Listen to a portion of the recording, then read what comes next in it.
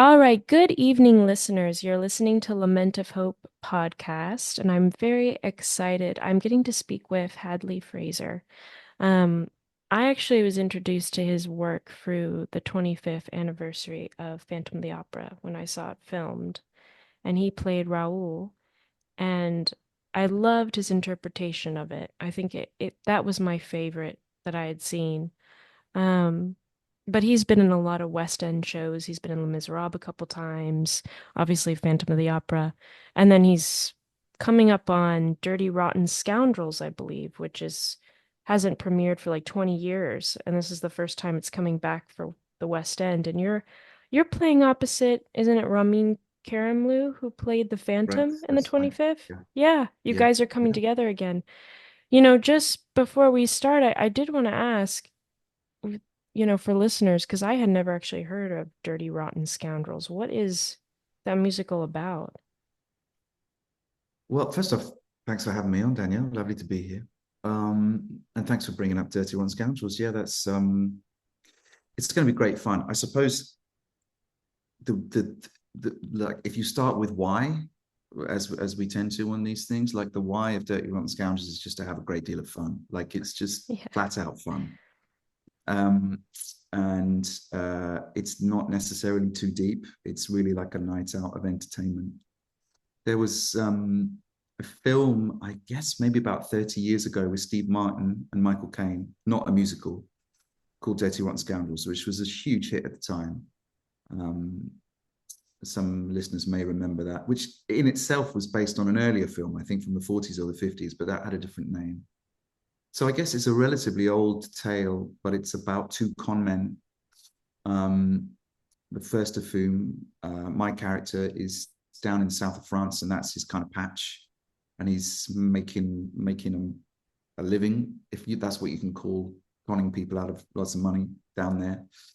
And then the other character, Ramin's character, sort of comes into town, and I suppose to begin with is a little bit of a rival, and then they become partners basically, and they make a bet to they make a bet with each other basically to extract £50,000 from someone who they select, and it's a girl called Christine Colgate. And there's twists and turns, and I'm not going to say much more than that, but yeah, the sort of levels of deceit and the levels of who's conning who, I guess, is where all the fun resides. But it's a fantastic script. It's like whip smart script, very, very funny, and a fantastic score by David Yazbek, who's not a composer, musical theatre composer, who's known all that well over here. I suppose his success would be greater on Broadway. Um, and I remember seeing Dirty Rotten Scoundrels on Broadway when I was working over there in like 2006, 2007. And I remember coming out of the theatre going, oh man, I love that. And I saw John Lithgow and Norbert Leo Butz, and I remember, God, I'd like to play that part one day. And I'm probably a little bit younger than John Lithgow, but I'm about right now, the march of time. So yeah, it's a great deal of fun, and getting to work with Ramin again is going to be really, really, really, really like just thrilling. We really love working together. We've done quite a few of the sort of serious musicals together, I suppose, as you mentioned, Les Mis and Phantom. And thank you. I'm glad you enjoyed those incarnations of those shows. But we've never really done a sort of flat out comedy before. So um, yeah, it's going to be really good fun to be on stage together and make each other laugh and not get told off for doing so, as opposed to when we used to do that in Les Mis or Phantom. Do you like one or the other? Like, do you prefer to play a character that's more lighthearted, or do you like more dramatic type of roles? Um, I don't know. I suppose a little bit, Daniel.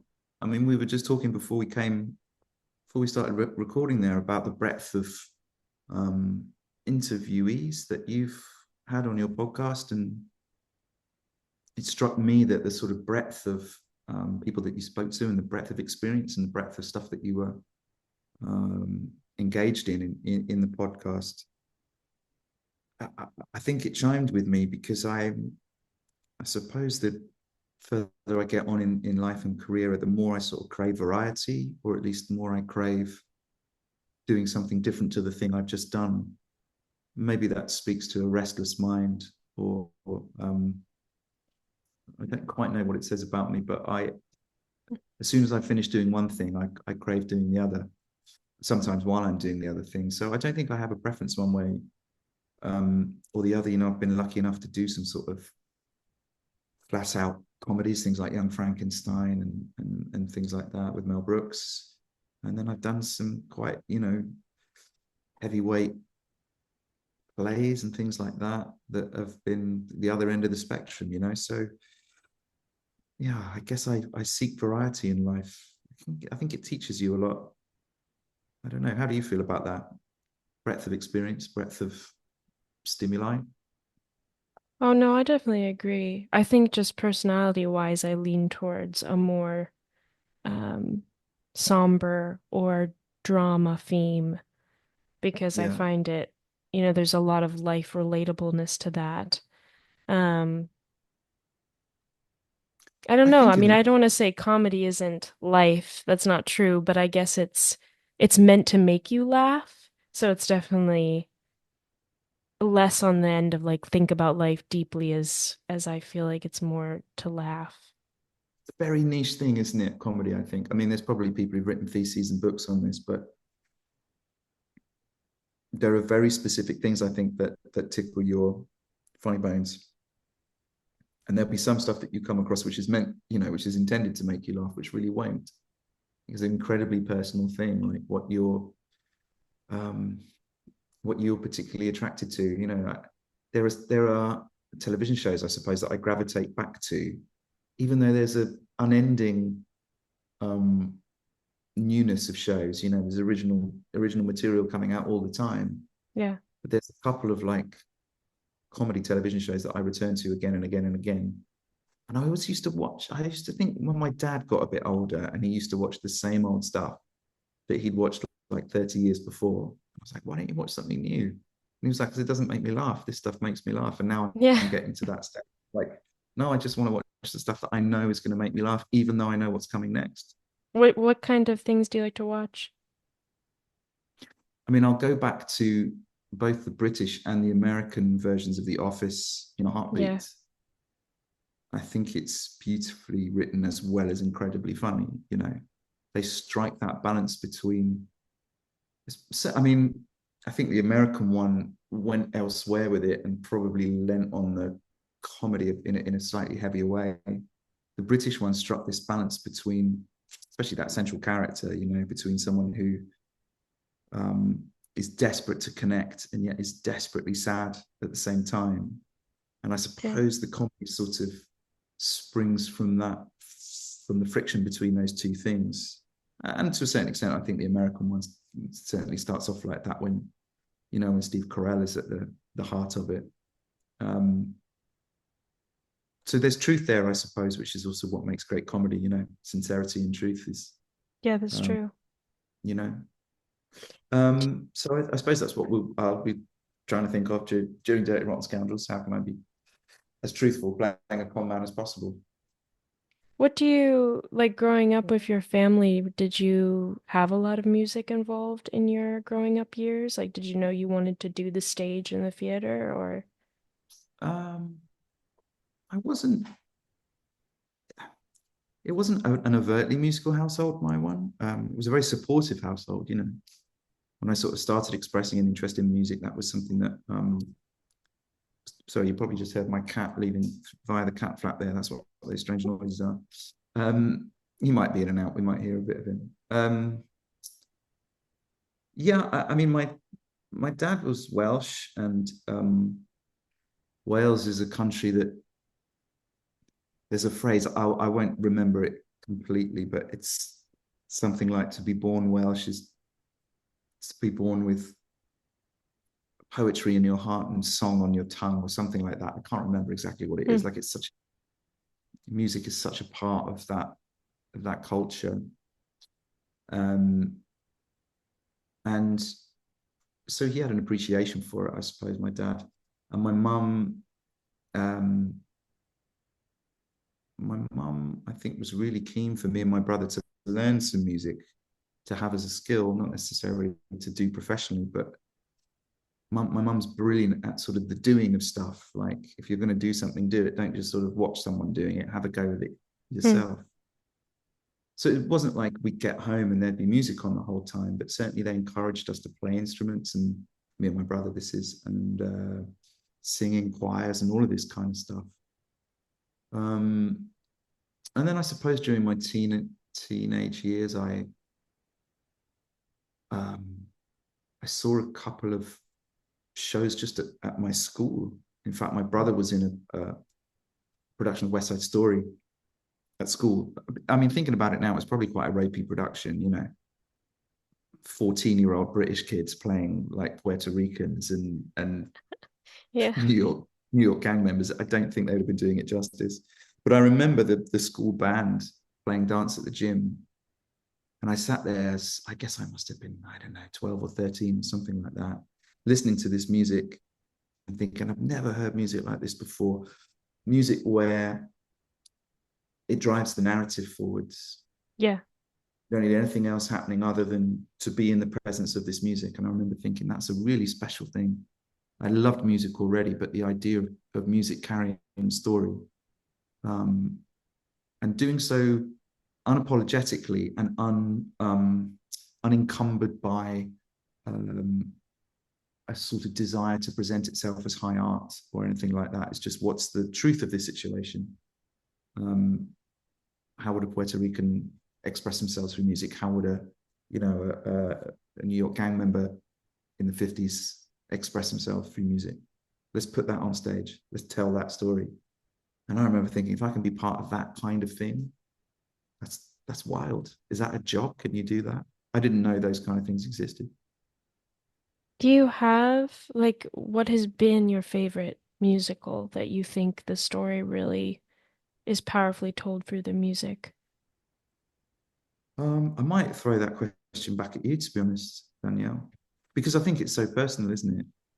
To be honest, there's a couple of shows that I've never been in that I'm a fan of, that I think are masterpieces of that, and they're both Stephen Sondheim shows.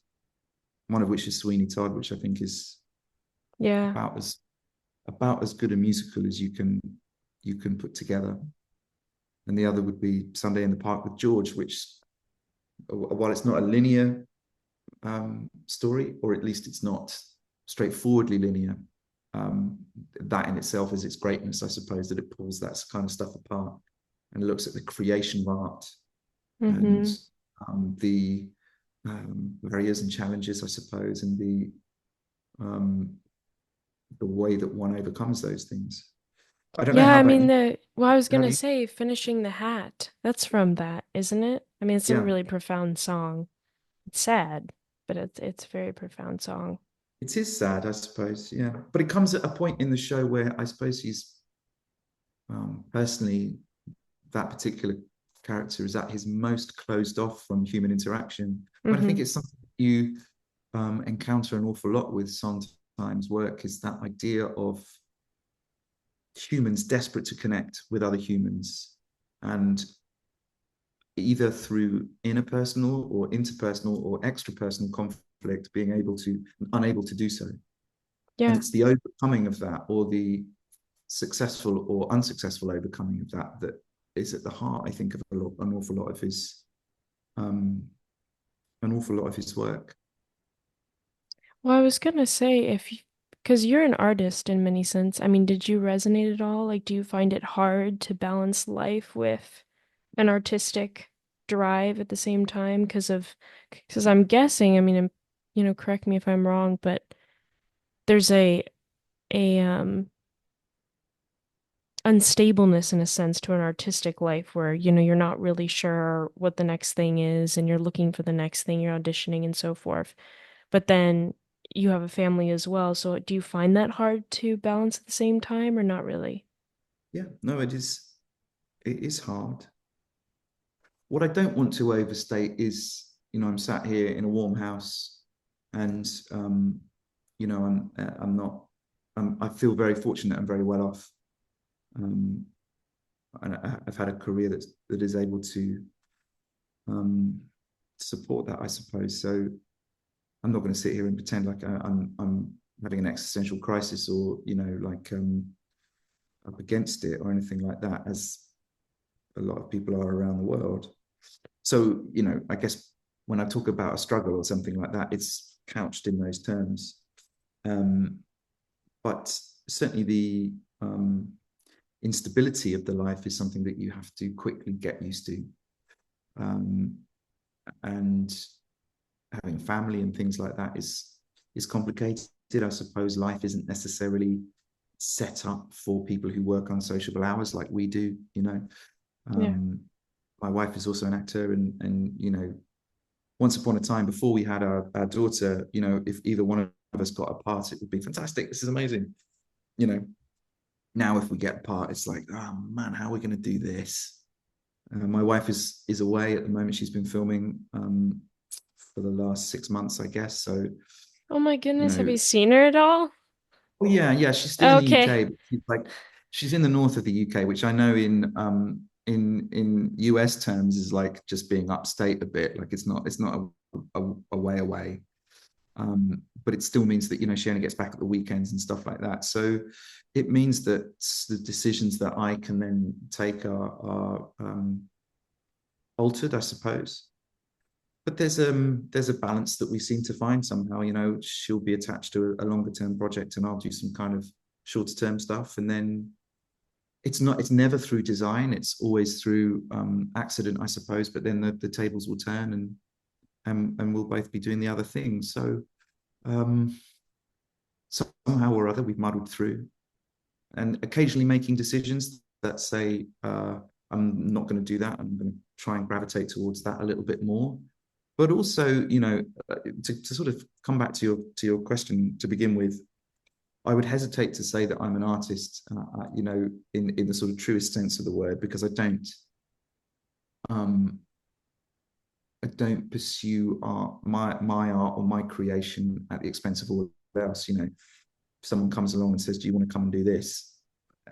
and we've got a mortgage to pay, I'll go, yeah, okay. So there's a practicality element to some of the choices that I've made in the past as well. But that's the same for most people, I would say, unless you're in the sort of top 0.001% of performers and actors and things like that. More often than not, I think real life hits sometimes, and you have to make some choices that you're left with one choice on the table, right? That's what I'm going to do. Yeah. No, that's true. I was Yeah. gonna say, do you Um, because I know when I've been speaking to some stage actors in the past, they were saying it was really hard for them to like mentally separate the role they were in from their daily life. For some of them, it was very hard, especially if the character was very complex. Did Mm-hmm. you have you ever experienced that, or what you were saying earlier, like, well, it's kind of like a job, you go in, you do it, and then you leave. Have you found it hard to separate that at times, or not really? I don't think I've ever found it hard. No. Again, I don't know what that says about me. Quite good at compartmentalizing. Um, I'm not really like a method performer or anything like that. Uh, I'm quite good at leaving my work at the stage door and coming home. And it's not a conscious thing either, but I'm quite good at getting on the train after a show and reading a book or putting a podcast on, and there being a bit of decompression time or whatever. Yeah. And then you get off the train at the other end and you're like, right, okay, I'm into this is life, and that's work. I don't know. I mean, if you've spoken to someone on a podcast and you've gone into something that's more emotional, does that stay with you? Does that linger? Sometimes. Yeah, if it's a really sad story. Yeah. Yeah. I guess, especially with stage stuff, you do, if you're doing a long run or something like that, it really does become quotidian. It does become day in, day out. Yeah. You do Les Mis for a year, 6 months into it, you'll be on stage, and it's happened to me, and you're singing stars or something like that. And the internal dialogue is, right, I've got to get eggs, bread, milk, tomato ketchup, and some tea bags on the way home. And then suddenly you'll be like, oh, I'm singing in front of 2,000 people. What am I doing? Ah, that'd be great. That's such you to be that calm. That would be awesome. But believe me, there's a distinct lack of calm when you realize that, and especially when you realize that, and sometimes you have a moment where you go, "Oh, and now I don't know what lyrics coming next," because suddenly you're on autopilot, and the moment that you realize you're on autopilot, there's like a record scratch. You know what I mean? Like, Yeah, yeah. oh, and now I'm on stage in the West End. Oh God, what am I doing? What's my next line? That's happened to me a few times. What did you do? Did you say eggs instead of something else? There was one time I was singing Stars, and that exact thing happened to me. Like, and after the first word, oh no, this is the second verse I think of the show of that song. I think the lyric is stars in their multitudes, and I sang something like stars, lots of them up there. Look at them shining, or something like that. I was like, I don't know what I'm saying. God, what am I saying? Because I've been thinking about, I don't know, thinking about something else entirely different. And then then Was it anyone singles. confused or no? It was smooth. Oh, It just kept going. I'm sure backstage there was quite a bit of confusion, and I'm sure there were probably a couple of Les Mis fans in the audience who would have picked up on it. If It's you've a new seen the show, version. if you've seen the show for the first time, you probably go, "Oh yeah, okay." Not you don't know if you don't know any different, do you? No, but it's not as lyrically pretty, so. No, that's true. Yeah, yeah, I'm sure Herbert Kretzmer would have something to say to me. But also when stuff goes wrong in the theatre, actually an audience is quite up for it, especially if they're in on the joke. When I did Young Frank, I'm sure you've had this conversation before because you've spoken to a lot of stage actors, but when the audience feel like they're part of something and it goes wrong, it's like the energy, the sort of pilot light of energy in the theatre goes on. In Young Frankenstein, we used to hope that stuff went wrong because not that the show needed it, but it just because it was quite a knockabout show anyway, and we broke the fourth wall quite a lot, and it was just a funny show. If stuff went wrong, we could include the audience in it going wrong, and they What's the knew that. best thing that went wrong, you Oh, think? we used to have these. I don't know if you've ever seen the film of Young Frankenstein, but it's like, you know, proper gothic stuff, even though it's taking the Mickey out of it. And you have these like, we used to have these huge doors, like gothic castle doors, Hmm. and to come in on like an electronic track, I suppose. And they always used to get stuck. And sometimes they wouldn't come on stage at all. So they just have to sort of bring the house lights down and bring the curtains in. And me and the guy who played Igor, who's quite a famous stand-up comedian over here called Ross Noble. Ross would just you'd like have to hold him back from going out in front of the curtain and just doing like a 10-minute stand-up set while the crew sort of feverishly fixed these doors. And it became like our favorite. Whenever this happened, it became our favorite bit in the show because me and Ross would go out in front of the curtain and just ad lib for 10 minutes. But the audience, I suppose, because they knew that something had gone wrong, but they could see us furiously trying to overcome it, I suppose, and include them in it.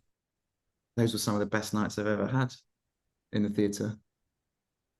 So for you, it's an impromptu performance that's not really anything that's too scary to you. You like that. I suppose it depends on the depends on the show. You know, I think if something had gone wrong halfway through The Winter's Tale, and I'm there sort of standing opposite Ken Branagh, and we're suddenly having to improvise some Shakespeare or some iambic pentameter, I don't know how I'd have coped with that. But doing a sort of knockabout comedy, then I suppose you've got a little bit more leeway, Yeah, and it's people are true. going to be slightly less judgy. I think they're coming for a good time rather than coming to listen to you know listen to Judy Dench doing the time speech and then that going completely wrong. So I think it would depend on the show, really. Do you, what do you enjoy? You mentioned reading and listening to podcasts. What do you like to do kind of as a hobby or outside of your profession? Yeah, I, I gravitate these days towards non-fiction, and so I Hmm. read quite a bit of non-fiction and nature writing, um, and podcasts too, I suppose, non-fiction podcasts. I don't know what that is. I maybe it's having lived a life of telling stories and things like that. I don't know. I sort of feel I seek out facts now rather than fictions. I'm sure it will swing back the other way. What kind of Um, people have you read about that you liked? well, um, my favorite book of the last couple of years, it was written maybe about 100 years ago, but it's a book called The Living Mountain by a Scottish author called Nan Shepherd. Hmm. And she was a novelist as well. She wrote a few novels that were published in her lifetime, but this particular book um, she wrote, and then it didn't get published, and she sort of stuck it away in a drawer. And then about 40 or 50 years later, I can't remember the exact story, she pulled it out again and thought, oh, maybe I could just send this off to a publisher. Anyway, it got sent off and subsequently got published. Hmm. And it's one of the most beautiful pieces of writing about the natural world. She lived in the Cairngorm Mountains in Scotland, and she talks about living in the mountains as if they are, I won't be able to do it justice, but if they are a part of her and she is a part of them, this sort of this symbiotic relationship that Yeah. I think, are certainly in the Western world, I would say, uh, finding ourselves detached from. Yeah. And the forward to this particular version, this particular edition of the of that book that I've got is by a guy called Robert Macfarlane, whose work I admire a lot as well. I just finished one of his books called The Wild Places, in which he seeks out in the UK the sort of last remaining wildernesses. I mean, it's such a small country, we don't really have them much anymore. I Hmm. imagine he might have he would have a different time of it in North America, where wilderness, despite the fact that I know it's shrinking all over the world, wilderness still exists. But yeah, there's another favorite book of mine called the Sand County Almanac. I don't know if you've ever read that. It's like a classic of the genre. It's set in the US, and that sort of tells the life of a year on a small holding, Hmm. um, in southern states somewhere, I think. And I just started um, Thoreau's Jesus now Walden by Yeah. That's Thoreau, very good. which is kind of hard to begin with because he decides to basically live off grid, right? Do you know it Yeah. well?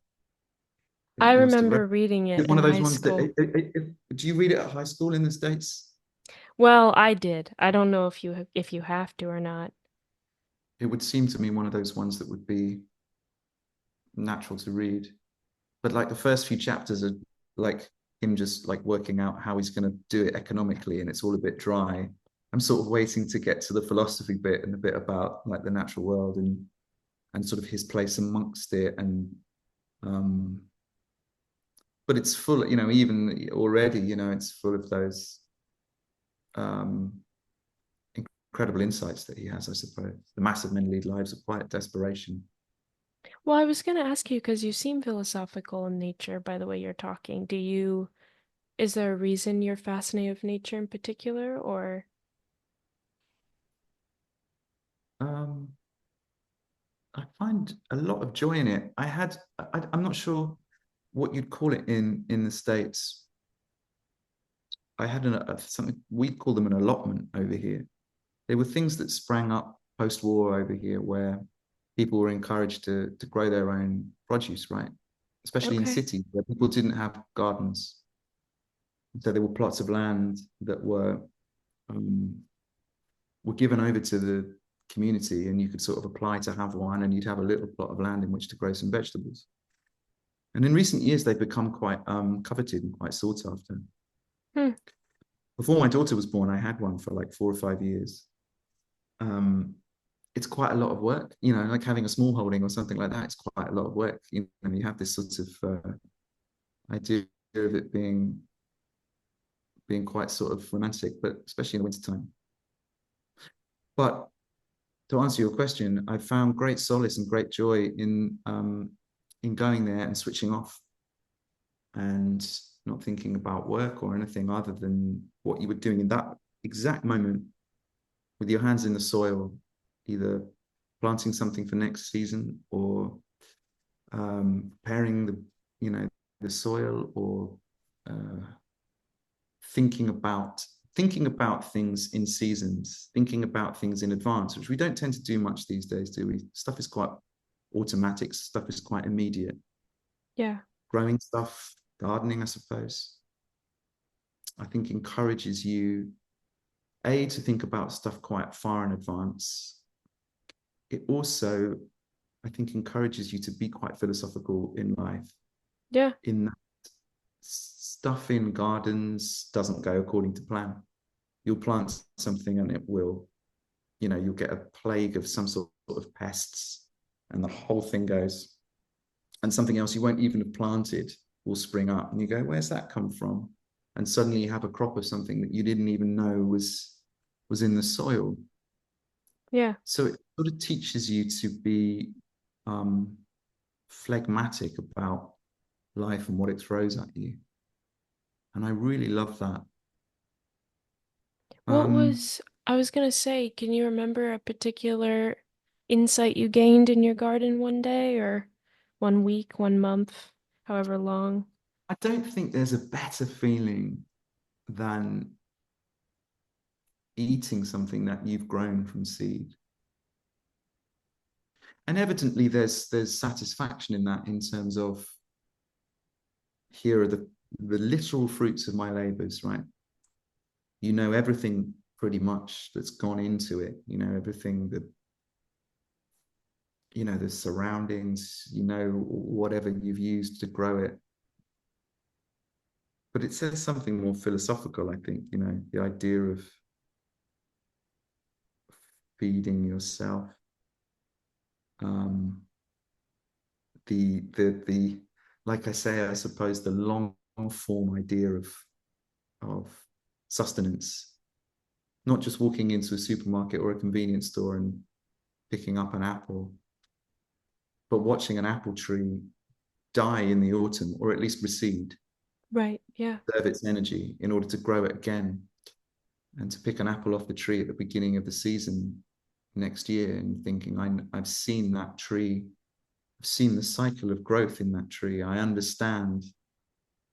beginning to understand a little bit more now. There's an amazing book called The Secret Life of Plants, um, which talks about like the sort of symbiosis in the natural world. Yeah. Um, I bet you didn't think you'd start talking about like soil science tonight, Danielle. And does it Oh often no. go this way? Oh yeah. Yeah. No, talk about a whole bunch of different things. Yeah, I was gonna say, you there's off know, topic. So you're talking about musical theatre, and then you're talking about crop rotation. oh, it's all on topic though. It's about your life, so it's definitely all on topic. I was gonna say, I'm losing um, you a bit. oh, can you hear Is me that now? me? Am I back? You hear me okay? Oh, can you hear me? Yeah, I can hear you now. Sorry, I lost you there for a second. Oh, okay. Tell me if I'm freezing or still talking or anything needs to be fixed. You're back. You're back now. You were frozen there for a sec. Oh, I was gonna say it was just it's all applicable because it's your life story. So that's the point. Um, what do as I was gonna ask, what do you think from the time you've lived? What has life come to mean to you? Because I know a lot of the people I've talked to, some of them still haven't figured out what life means. For other people, they think life means family and love. And for other people, it's a relationship with God or a higher power of some kind. I mean, for you, what does life come to mean? Because you're what? You're in your 40s, right? Correct. Yeah. Yeah. 44. Yeah. So what does life come to mean for you? Um, I don't think I've ever really scrutinized that question, if I'm totally honest, Danielle. Yeah. Um, I mean, family is very important to me, and I would say that's the most important thing. Whether I subscribe to a particular sense of meaning, I'm not sure. I think that's quite fluid, isn't it? At different parts. This is for me. It's fluid at different parts of your life. Um, I don't necessarily believe in any sort of higher power or anything like that. I find beauty elsewhere. I find meaning elsewhere. I suppose, like we were saying, in the natural world, in our relationship with the natural world, in our Yeah. relationship with creation. I suppose with like artistic creation, um, and uh, and this is a word that sort of cropped up a few times, I suppose, but truth, I suppose, is really, really important to me, and maybe that's why I gravitate towards the natural world and nonfiction and things like that when I'm away from work. Um, there are tangibles, I Right. suppose, Yeah, and in things you work, can. I suppose our work is based on, by and large, intangibles. Uh, subtext, the unspoken. As much as we'll follow a text or a score or a script or screenplay, by and large, what we're doing within that is trying to find some sort of unspoken intangible, I guess. Yeah. Um, maybe my mind needs some sort of fallow time, which is why Well, I then seek yeah, that. another garden, huh? Yeah, I think so. I mean, I don't know. Have you? I'd be interested to ask you the same question because now you've done quite a few of these podcasts. I imagine if you've asked that question a few times and heard many many different answers, does it affect your feeling of what meaning is? Is that fluid? Does it change from podcast to podcast? Do you agree? Find yourself agreeing or disagreeing? I mean, to be honest with you, one of the most honest answers I ever received was someone who said, I know what I'm not, but I don't know who I am. It's like, I know what I Mm, do, yeah. she said, but I don't know, like, if you were to ask me what's my purpose, like who I am, she's like, I don't know. But I do know, like, what I do day to day, and I do know what I don't do. And that's kind of how she was just honest that she didn't know. I think Mm, that was because as much as I love listening to, everyone's story, you can definitely tell when some people don't know, but they're trying to think of something, so maybe they'll come up with something. spot. Yeah. Right.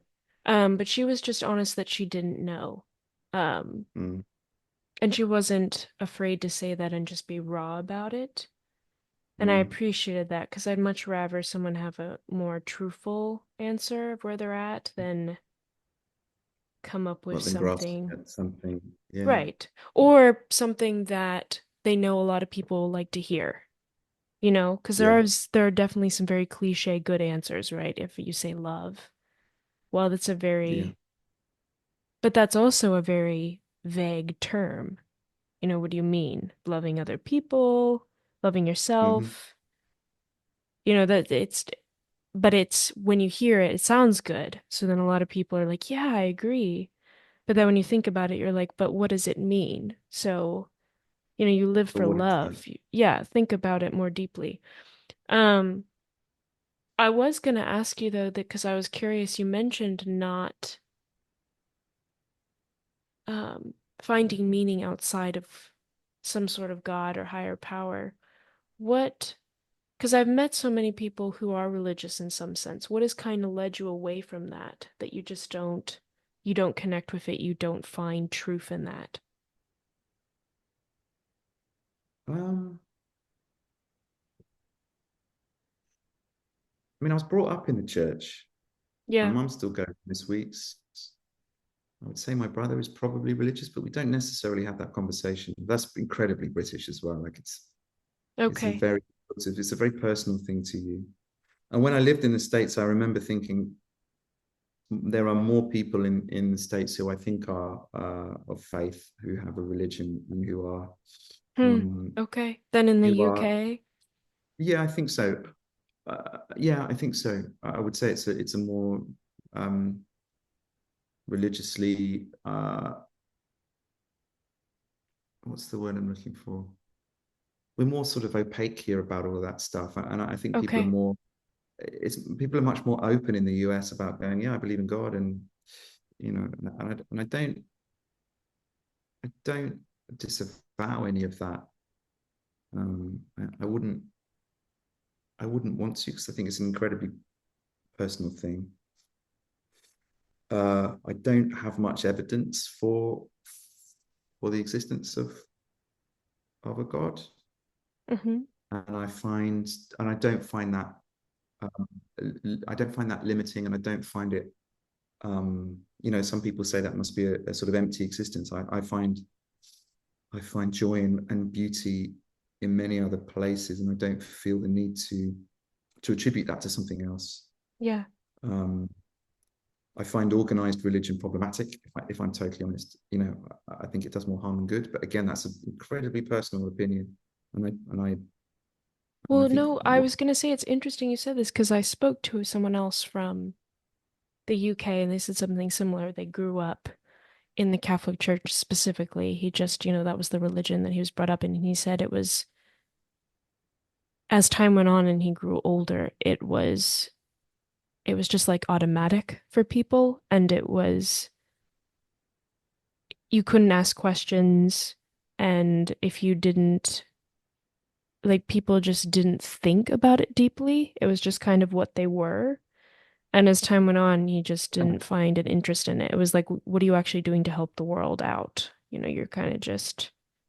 So he, similar to you, was back kind of to like, I that don't thing of really have truth. anything. Like if people are truthful about it, um, the stuff that they do in the name of their God, I think can be fantastic and altruistic and help the world. And there's an awful lot of stuff that's done in the name of God that is harmful. And I don't think they're actually being true to the the tenets of that particular religion.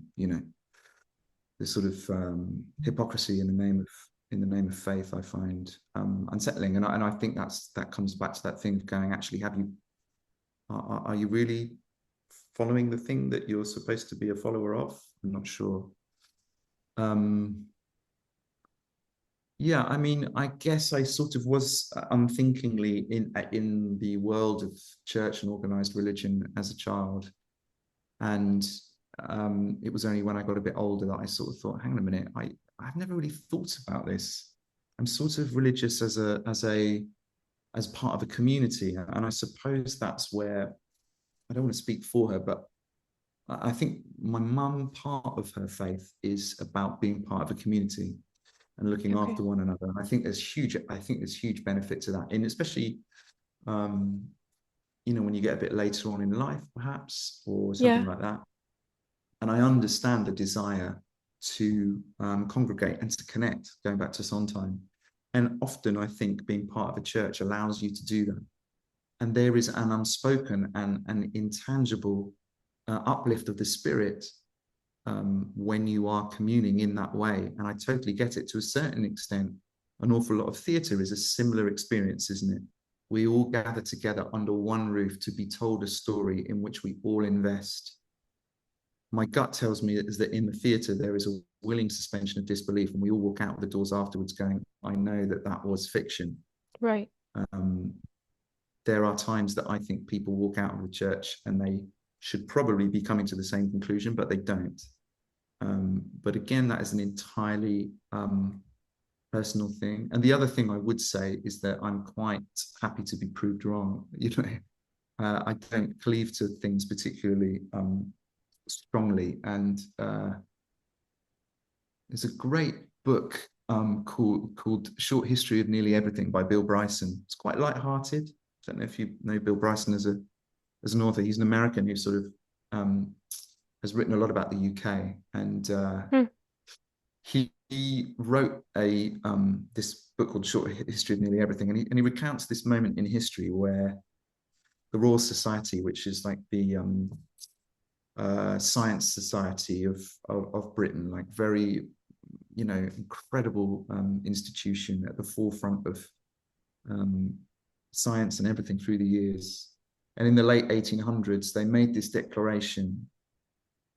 They were so satisfied with the work that they'd done. They were so convinced of their own genius that they made this declaration that said, from this point forward, nothing new can ever be discovered or invented. We've done it all. There's nothing else to discover or invent. Hmm.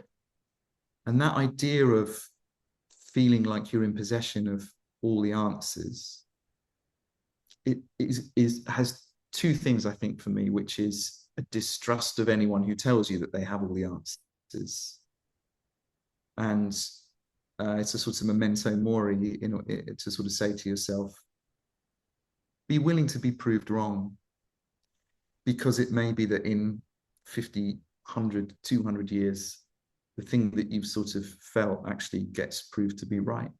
Maybe there is God. Maybe there is, maybe science will be able to present us with evidence for some afterlife, some spiritual world that we don't have access to at the moment. Right now, we don't have any evidence for it, but it may be that in the future we do. So I suppose I'm willing to be proved wrong, but don't feel like I'm able to make that leap right now. So end of life isn't something that really worries you. You just kind of assume that that'll be it, kind of thing. Yeah, I guess so. But I don't know whether it's cliche to sort of go end of life is part of life. Yeah, that's true. Yeah, it is. And certainly in a biological way, it's not the end of life. Our bodies return to the earth and help to make something else. Yeah. So I don't know what happens to souls. That much I wouldn't be able to tell you, but I know that, um,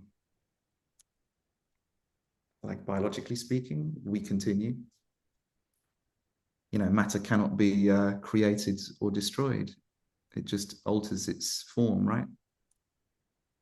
Well, I was thinking since you say that about matter and stuff, if you weren't human and you were like some part of nature, what would you like to be? Bird, I love birds. Yeah, why? Yeah, I don't know. I've always loved them. My mum and dad took me to this place in Scotland when I was a kid, and they had these rare birds of prey nesting there. They were very rare. They still are quite rare in the UK, called ospreys. Hmm. Must have been 10 or 11 or something like that, and I saw these ospreys in the wild. I was just absolutely transported.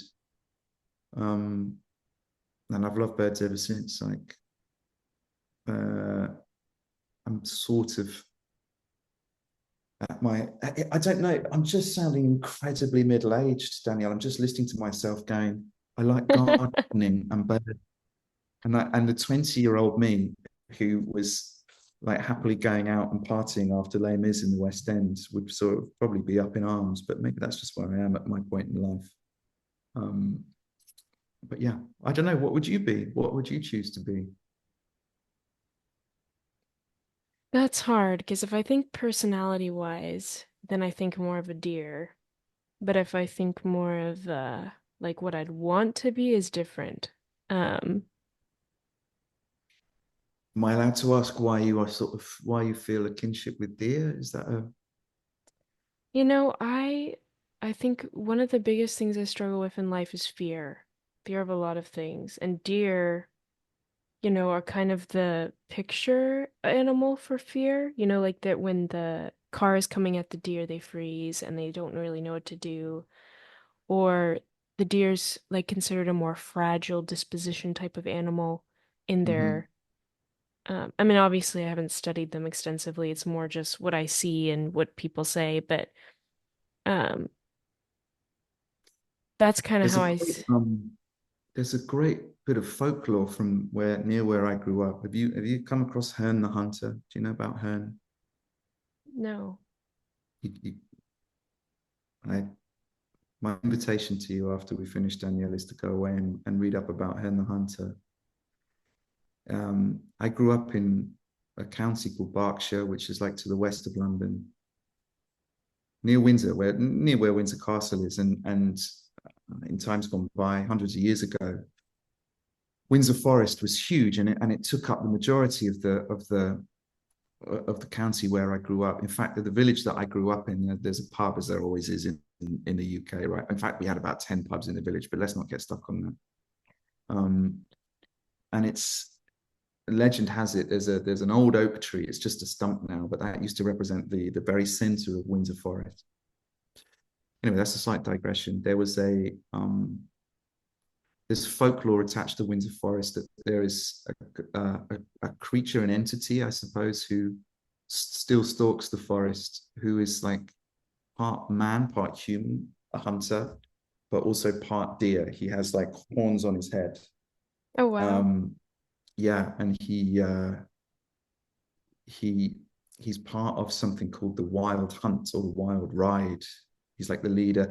I guess he would probably be in like a pan-European sense, like similar to Odin or something like that, right? Yeah. But if you see her in the Hunter, and if you see him as part of the Wild Ride, it's supposed to portend your death or something like that. Like it's not great, but I guess the reason why I'm presenting you with Hearn is that like he's a figure of like power and virility. So deer can also be um front-footed and I know You're they're right. elusive, That's true. but theirs is a kind of quiet power, I suppose. And Hearn is definitely. I wrote a song called Hearn and the Red Kite. Did Um, you really? Where yeah, yeah, did yeah. you can hear it or is it You can hear it. just It's on an EP that I recorded. It's on Spotify, I think. Oh, I'm gonna find Um, it now. yeah, and it's about. I mean, this is like right in the wheel. It's like in the wheelhouse that we've been talking about. It's about a conversation between. It's kind of more romantic, I guess. With a big R, romantic version of Hearn who falls in love with a bird called a red kite. Um, Did you make up the song or it's actually it's yeah, yeah, yeah, yeah. Yeah, but it's Um, based on this legend? Kind of, at least the character is, Yeah. and I suppose, I mean, in a sense, I love the stories of old gods, and I don't know. I'm sort of scrutinizing it now and thinking if I gravitated towards something, it would be a like folklore rather than a faith or a religion. I don't know, but maybe that's just for the stories. I'm not sure that I actually really believe that Herne the Hunter used to hang around outside the pub in my village. I mean, I would love if that was real. A lot of folk tales are awesome. Be wonderful if they Yeah, were real. But I wanted to thank you. I mean, first of all, this has been such a fun conversation. I hope you've enjoyed it, that it's not been too all over the place for you, but it's God, been really thank you for cool having me. to I'm sorry, I'm sure maybe we wanted to talk about musical theatre a little bit more, and I've ended up talking about folklore and like soil science. But thank you for having me, Danielle. I've had a really lovely chat. Yes, me too. And I'm excited to see the work you do. I hope you do more performances though, because even though, as you said, we didn't talk about it much, you have a lovely voice. So, Oh, thank you. Yeah, there'll be more opportunities, I'm sure, down the line. Well, you have a good night and thanks for being on the podcast. Thank you for having me.